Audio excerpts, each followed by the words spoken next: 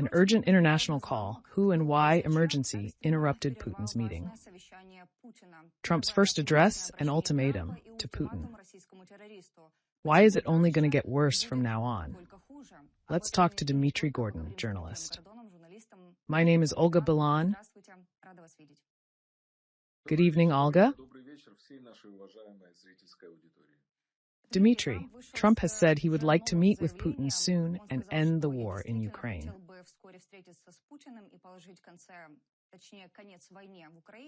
The U.S. president said this at an online speech in Davos.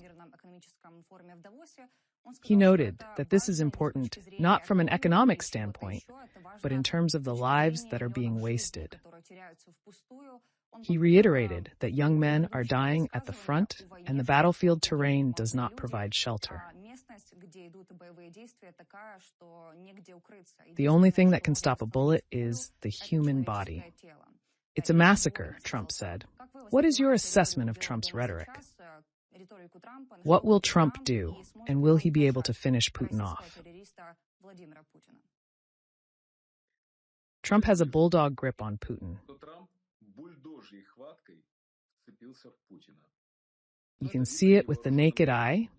You don't have to be particularly smart. Every day, and sometimes several times, Trump addresses Putin. He doesn't say, Vladimir Vladimirovich, stop the war, everyone is suffering. He is speaking from a position of strength, as a leader of a great power should, not begging to stop.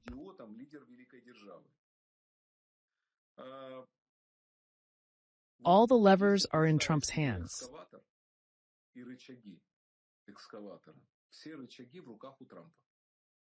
Putin doesn't have a single lever against the U.S. He can do nothing wrong to the U.S. It will be seen as a mosquito bite, but the Americans can take Russia back to the Stone Age.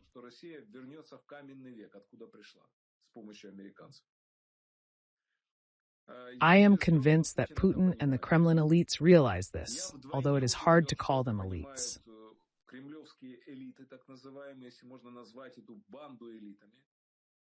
They are not fools. They understand that Russia cannot exist without the civilized world.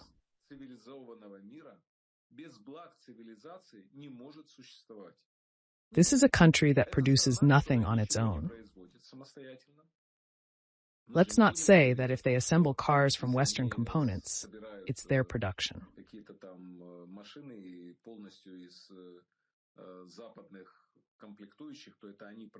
Of course, no.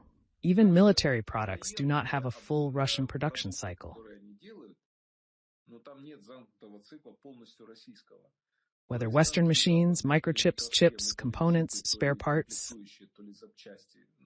Matvienko, Speaker of the Federation Council, exclaimed after the meeting, "Don't we make nails?"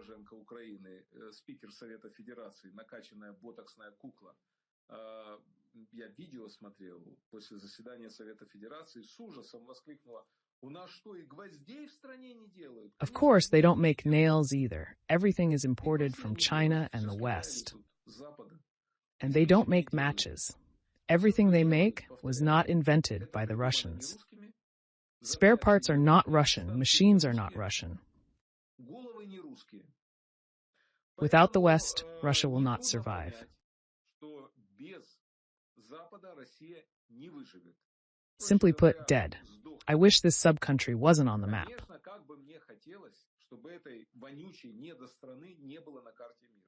To have her gone, so much grief and trouble she brought us.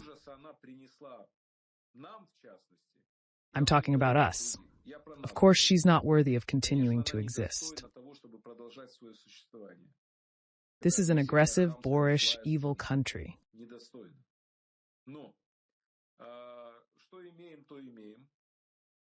Today, a country that doesn't produce or invent anything has realized that if Trump wants it, it can't sell its oil and gas.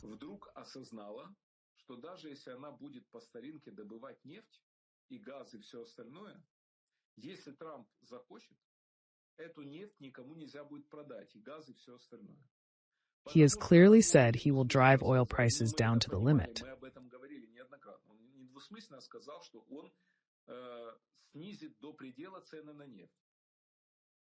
It was used by President Reagan against the Soviet Union. This trick led to perestroika and then the collapse of the Soviet Union.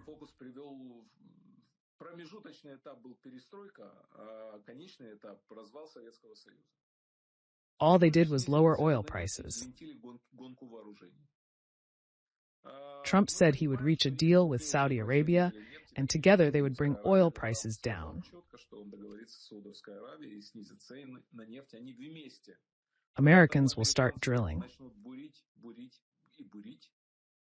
Next is math.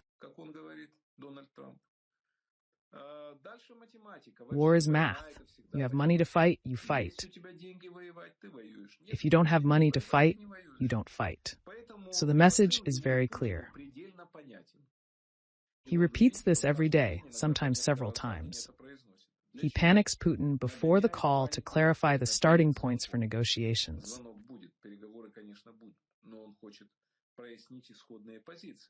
And he says to him, look, you're fed up with the war. I'm sick of this, and I'm going to make sure you end it. I've already convinced C not to help you. And he promised that he would do everything he could to end the war.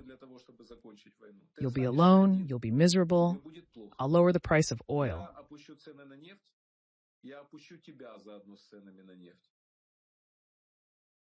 I'll kill your economy. You're going to get nuts. So look, there's not much time.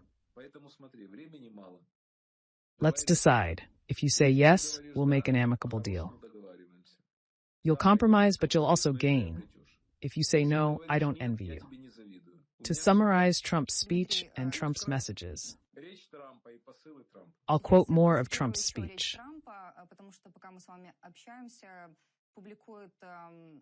They publish a video clip of Trump's address broadcast on Russian television.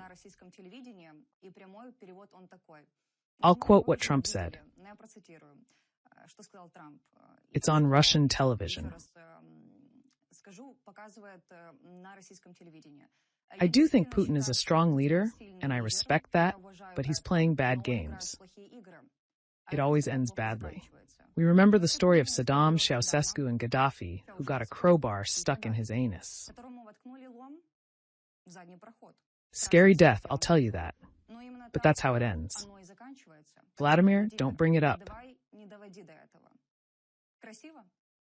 Prettier, even if I tried, I wouldn't say. It's all about being clear.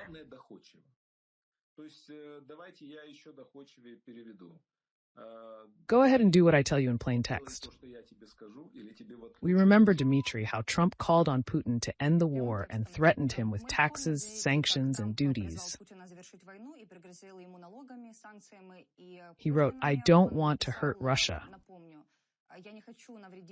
I love the Russian people and had a good relationship with Putin. This is despite the hoaxes of the radical left in Russia. According to Trump, Russia helped win World War II. Trump wrote specifically about Russia's losses and not the entire USSR, although Ukraine's losses in World War II are very large.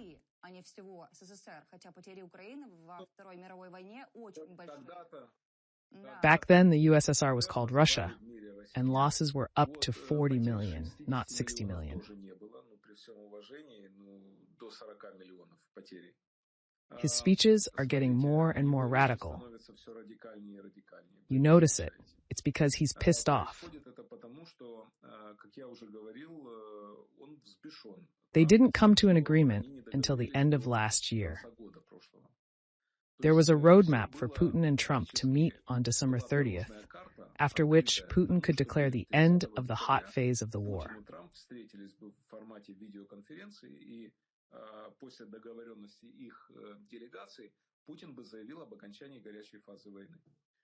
Let's abstract from my prediction.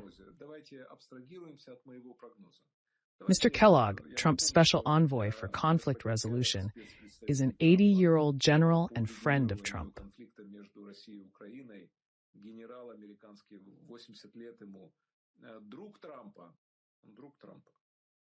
On December 18th, Kellogg said in an interview with Fox Business that the hot phase of the war could end this year.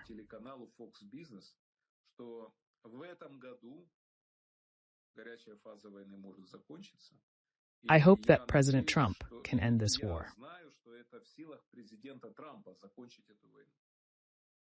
When the Russians showed themselves incapable, they upped the ante and demanded not only Kherson and Zaporozhye, but also Slavyansk, Konstantinovka, and Kramatorsk.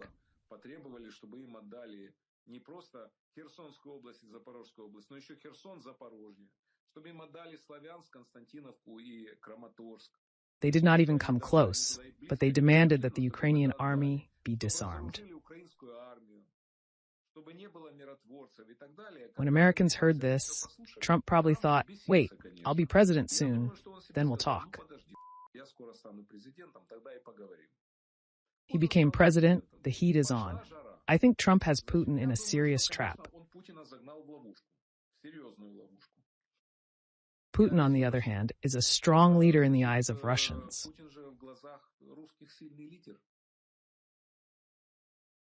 He's being humiliated. What Trump is saying is a put-down, especially painful for Putin when it is shown in his country. Russian citizens are watching this, although it's hard to call them citizens, more like the population. I agree, this is very bad for him, and he's at a fork in the road right now.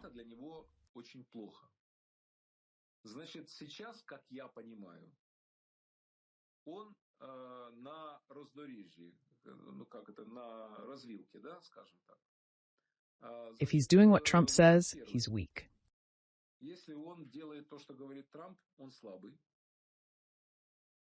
If he doesn't do what Trump says, he's finished. There will be more and more division in the Kremlin because those close to him are not thinking about Putin, but about themselves.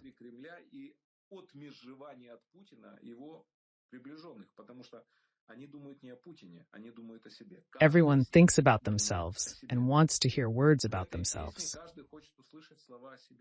If they hit Putin, they won't spare his cronies who have other plans.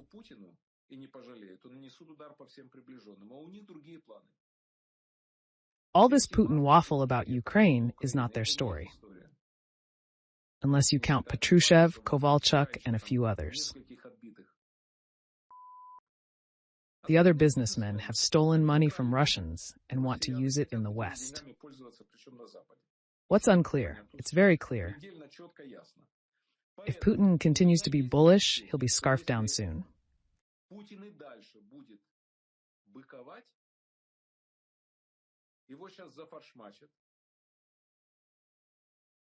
I think we may see Putin resign.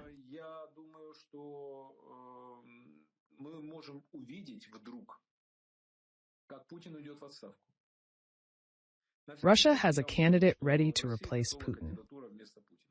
This is Prime Minister Mikhail Mishustin. The West is betting on him. The Chinese are betting on him. It's a coordinated figure of the Americans and the Chinese.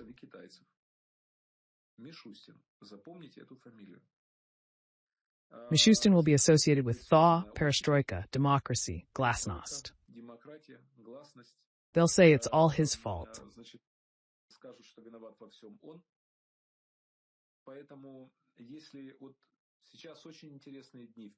If Putin sticks around, we could see some interesting developments.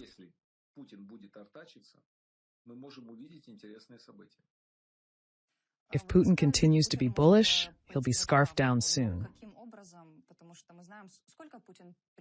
Over 20 years. He came to class on New Year's Eve, 1999 to 2000.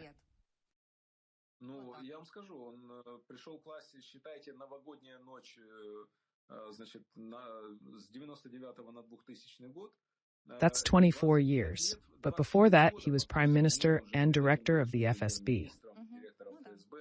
24 years, with a break for Medvedev, but the real decisions were made by Putin.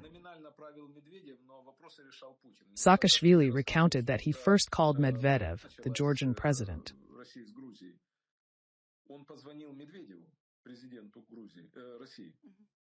But it was Putin who picked up the phone on this one.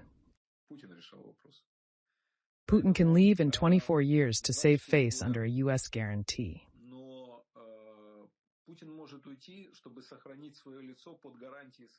A lot of options are possible here. He cares about his life and money. The main thing is to keep their interests. If he stands his ground, I think the Americans can resolve the issue in a different way. There is no task that can't be handled for very large sums of money. Dmitry, going back to Trump's statements, remember what he said in an interview with the Wall Street Journal when he was a presidential candidate.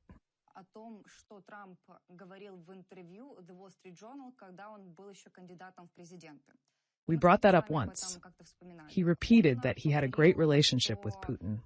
And he said when he had a dialogue with Putin, he said, "Vladimir, if you go to Ukraine, I will hit you so hard you won't even believe it.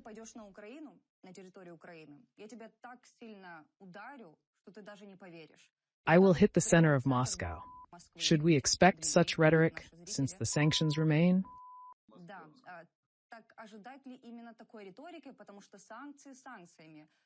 Putin either withdraw troops from Ukraine or Novo-Ogaryovo, and the Kremlin will be wiped out. We give Ukraine Tamagotchi and more. Then it's a whole different conversation.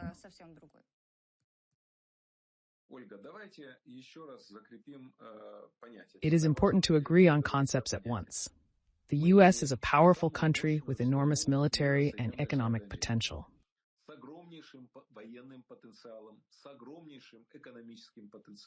And no other country in the world comes close to these potentials. Americans, given the political will, can do wonders.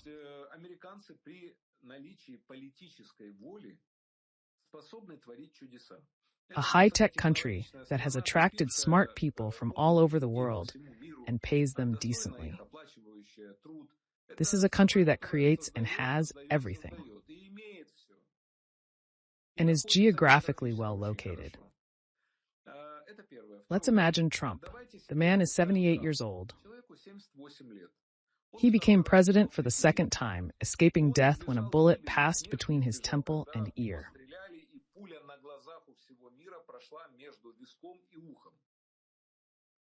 Burdened by criminal cases, heath, and terror, he barely survived to become president of the United States for the second time.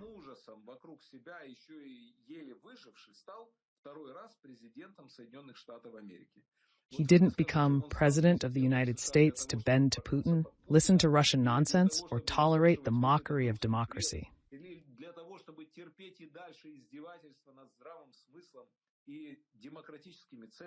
He started out, you see how good he was.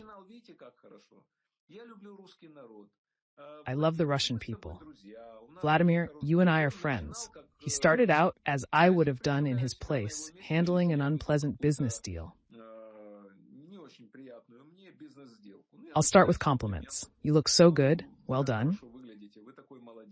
Your business successes are impressive, but I'm stronger.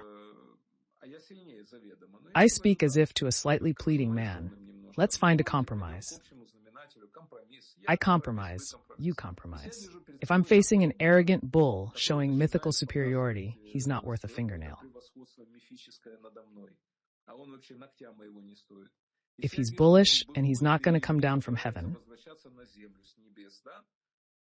I'll crush him and it will be over. Trump thinks the same way. He curtsied to Putin. Don't you realize I'm curtsying to you to save your face? Let's toughen up the rhetoric. And you won't even realize it yet. Then I'll show you what I can do. Because he's not a weak guy, and he's not going to lose.